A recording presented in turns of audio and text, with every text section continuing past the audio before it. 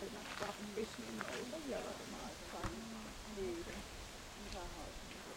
On tuo metsästystoituvienkin mukana. No silloin se istuu, jos on joku harrastus. Ja ne on niin kans monipuolisia, että ne on arjessa niin paljon helpompia kuin tommonen hirve. Näkyykö se nyt? Mä oon siellä koiralla. Sorsa istuu. Voitko kirjoittaa vaalaa?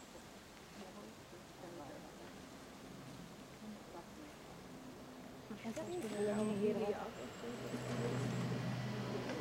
On hirveästi minkälainen turva.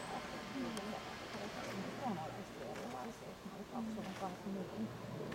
No joo, mullakin on isä ja poika ja kuitenkin ne on nyt yö ja päivä.